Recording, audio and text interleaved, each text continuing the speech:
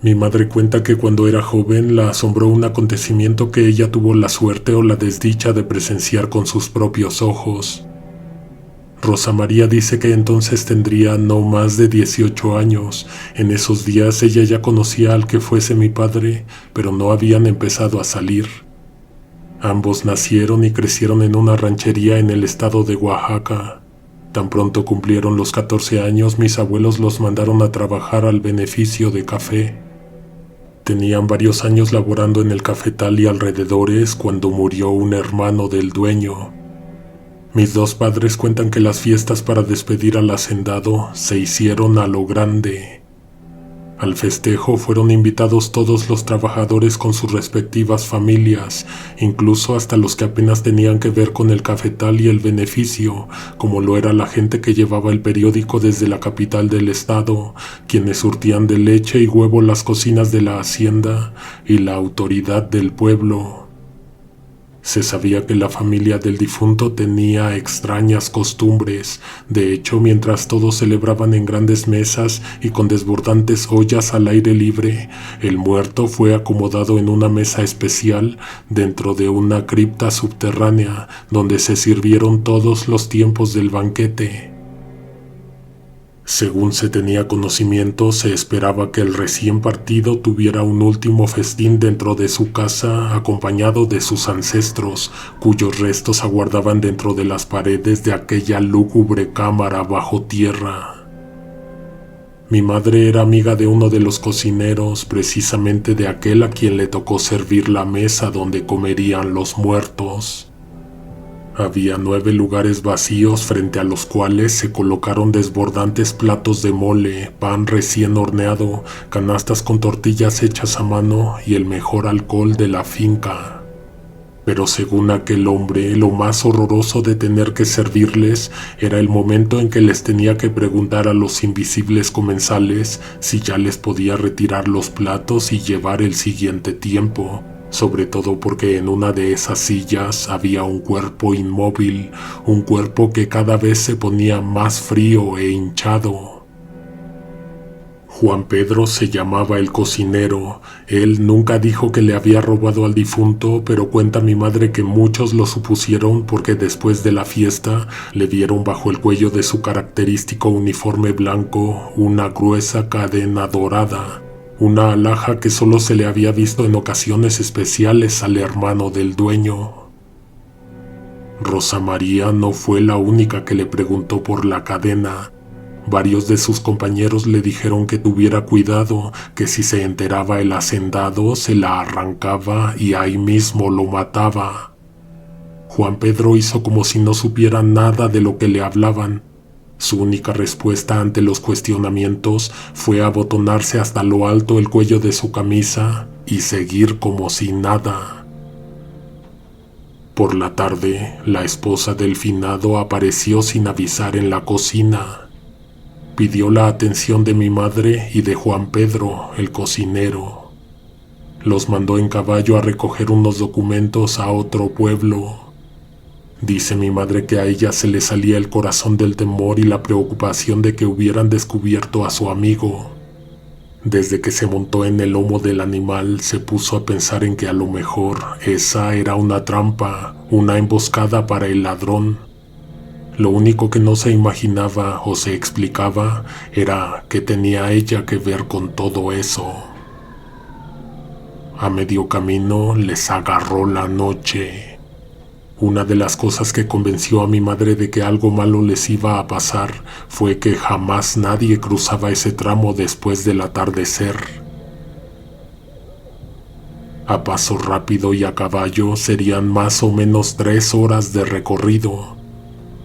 A medio camino decidieron hacer una escala necesaria para aliviar el vientre y para merendarse una fruta y un pedazo de pan. Cuenta Rosa María que desde que Juan Pedro se subió al caballo, este iba inquieto, desesperado, como si de los 4, él fuese el único que supiera lo que les iba a suceder en tal valle de oscuridad. Por esto mismo, cuando ellos se bajaron, el caballo del cocinero aprovechó un descuido para huir galopando hasta perderse en el silencio. Era un problema, pero no tan grave teniendo en cuenta que los caballos sabían regresar a la hacienda. Cuando el cocinero quiso montar el caballo que llevaba mi madre, este también se puso como loco, daba de coces y profería escalofriantes relinchidos de terror. Rosa María entonces tomó a su amigo de la mano para preguntarle de la cadena. De inmediato sintió la piel y la carne de aquel hombre, fría y sin vida. Lo quiso ver a los ojos, pero no logró encontrar su mirada en la oscuridad. Parecía que Juan Pedro estaba muerto. Mi madre todo el tiempo estuvo pensando que la joya que ese hombre se había robado tenía todo que ver con lo que estaba sucediendo, por lo que, con miedo, le pidió permiso para quitársela. Antes de que Juan Pedro aceptara, mi madre le prometió que vería la manera de devolvérsela a la señora, inventándose alguna suspicacia para que no les hicieran nada. Al momento en que pasó los brazos alrededor de la cabeza del cocinero, sintió un profundo escalofrío. Tal parecía que le quitaría la joya a un cuerpo muerto, ya que de él no venía calor alguno, ni siquiera pulso o respiración. Justo cuando le quitó la cadena del cuello, ese hombre cayó al suelo. El golpe que dio el cuerpo en la tierra fue fuerte y seco. Juan Pedro no se levantó, estaba bien muerto. Mi madre dice que dio tal grito de horror que hasta sintió que sus alrededores se estremecieron. Como se encontraba conmocionada y no sabía qué hacer, decidió quedarse en la oscuridad, recargada en un árbol a pasar la noche, velando al muerto, pensando en lo que había pasado y en lo que iba a decir al día siguiente. De una cosa estaba segura, el dueño de la cadena se había llevado al cocinero por ladrón. La joya al cuello misteriosamente era lo único que lo mantenía con vida, por decirlo de alguna manera. Tal vez algo peor les esperaba adelante en el camino, pero nunca lo averiguaron. Cuando amaneció, Rosa María encontró el cuerpo en pleno estado de descomposición, como si no hubieran pasado horas, sino días. Ella regresó pronto a la hacienda en caballo, avisó lo que había pasado con Juan Pedro y pidió permiso para irse a llorar a su casa. Al día de hoy ella no sabe qué pasó con la cadena, cree haberla dejado en el campo, en donde quedó tirado su amigo. Seguramente alguien le encontró dueño, ya que dice que en días posteriores hubo otras 2 muertes inexplicables en la hacienda.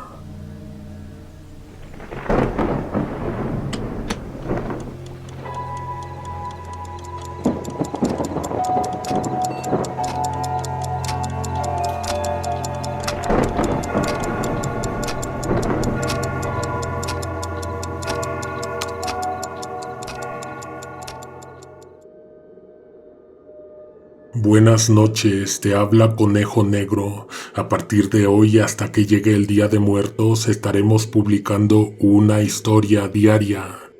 El día de hoy 3 testimonios nos dejan la enseñanza de nunca tomar algo que no nos pertenece, especialmente si de esto se despoja a un muerto.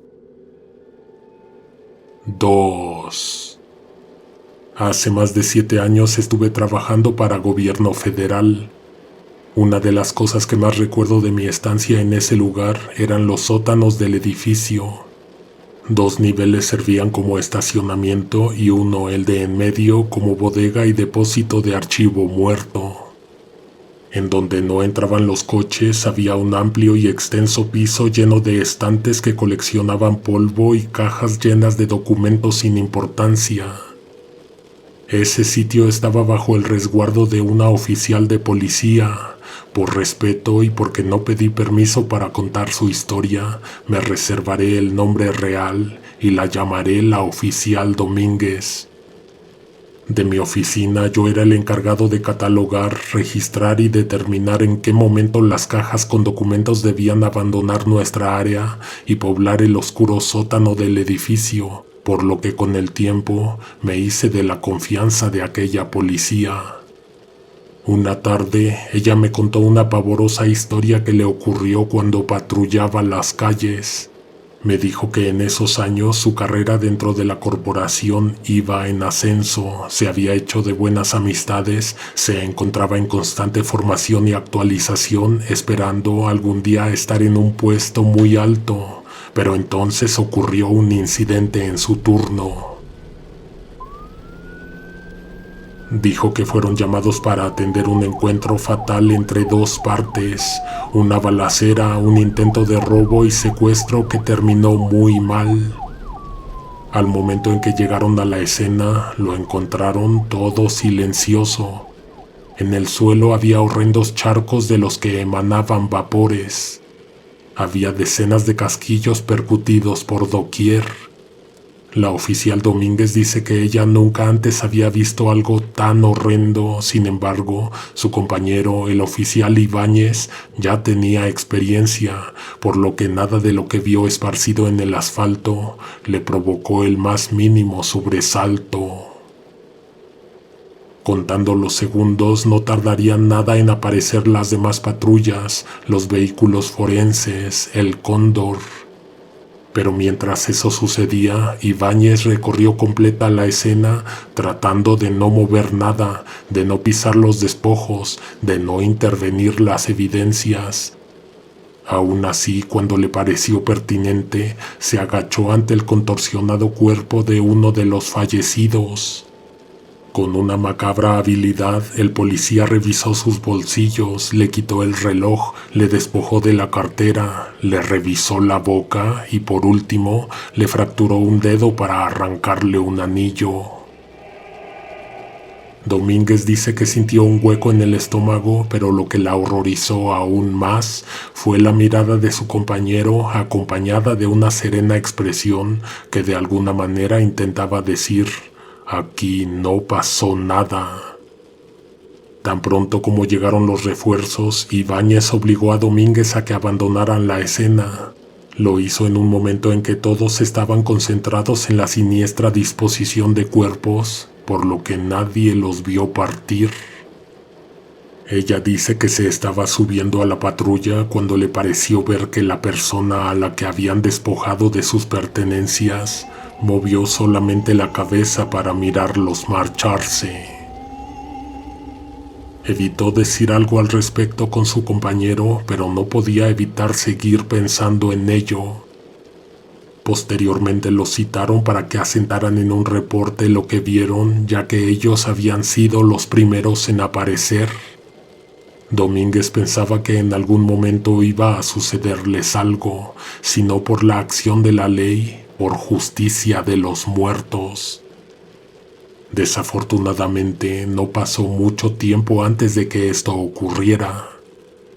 Lo primero fue que una noche en que ambos andaban patrullando esa zona, justo cuando pasaron por donde había ocurrido la masacre, sintieron un repentino enfriamiento en el ambiente. Sería difícil afirmar o negar que ese hombre, Ibáñez, sintió miedo, pero por su expresión y por su tranquilidad parecía que no sentía nada en lo absoluto. Ella tuvo escalofríos e inmediatamente se persignó. Lo que sí es que cuando abandonaron el tramo, ambos sintieron la necesidad de voltear por encima del hombro. Lo hicieron al mismo tiempo y encontraron que en los asientos traseros de la patrulla viajaba una sombra, una silueta humana sin facciones. Quien venía manejando dio un enfrenón y bajó inmediatamente. Cuando ambos se encontraban en la calle, miraron por las ventanas, pero ya no encontraron a ese o a eso que venía en la parte de atrás. Lo vieron o creyeron verlo varias veces más, siempre en la noche, pero no siempre en el lugar donde había ocurrido el enfrentamiento. hasta que una de todas esas veces ocurrió en el momento en que iban bajando un puente vehicular. No fue el susto de la repentina aparición lo que ocasionó el accidente. Según Domínguez, algo tomó el control de la unidad y los hizo salirse del camino, saltar la pequeña valla de contención y caer un par de metros hacia el vacío. Esto captó la atención de los medios. De hecho, apareció en varias portadas de nota roja de aquellos días. La oficial Domínguez tenía una copia del periódico en su escritorio, misma que me mostró, también una cicatriz en el rostro como resultado del accidente. Lo aterrador de esa noche no fue solo haber volcado la unidad, sino que al momento del rescate de la patrulla sacaron a Ibáñez, a Domínguez y un tercer cuerpo sin identificar. Las investigaciones arruinaron sus carreras, especialmente porque no podían explicar de dónde había salido esa tercera persona. Según ella misma me contó, piensa que le fue bien. A Ibáñez, que era quien iba manejando, le dieron unos años en prisión. A Domínguez solo la castigaron enviándola a ese sótano. A la oficial le queda muy claro que eso que le sucedió se debió a la falta de respeto que su compañero le tuvo al muerto. Ella jamás lo dijo, pero ese cuerpo que inesperadamente salió de la volcadura del carro se parecía mucho al de la balacera de aquella noche.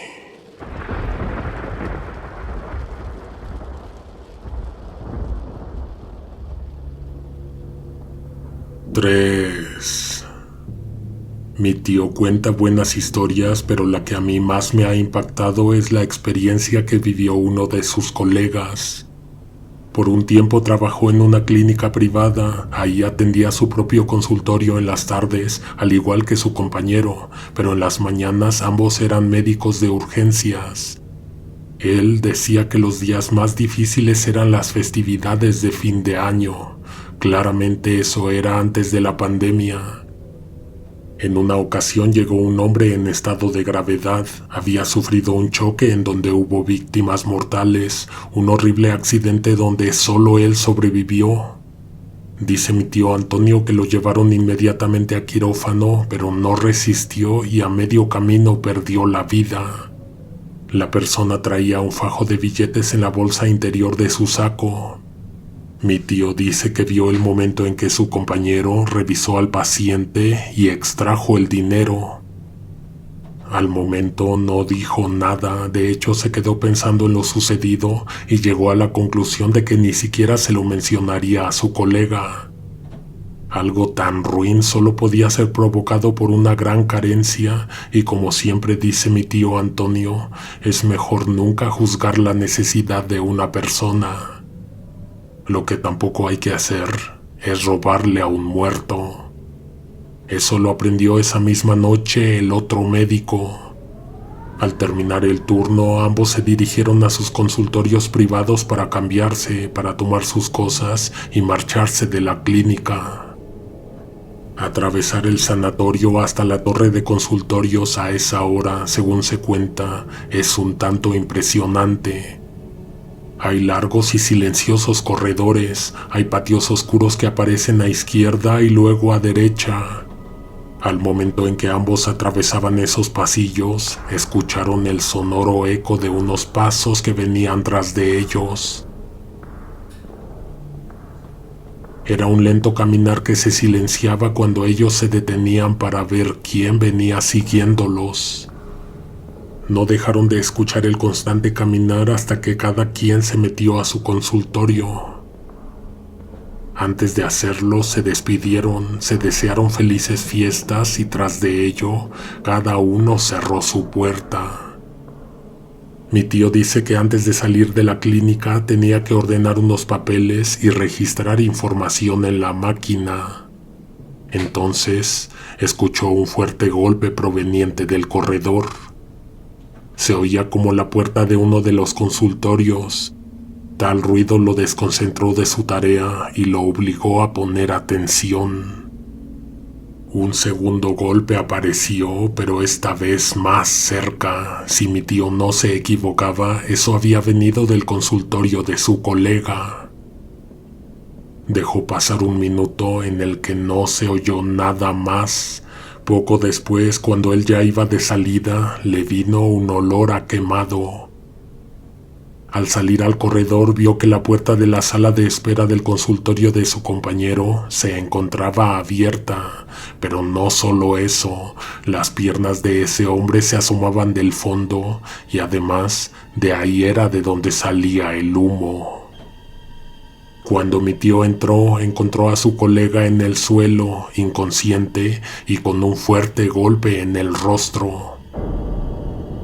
Sobre su escritorio, en una charola de metal, el fajo de billetes había terminado de arder y ya se había convertido en puras cenizas. Mientras llamaba por teléfono a urgencias para que vinieran a recoger al médico, se aseguró de que no hubiera nadie aún en el consultorio. Lo único que encontró fuera de lugar o extraño fue que en el perchero atrás del escritorio de su compañero colgaba el saco ensangrentado del hombre que sufrió el horrible accidente.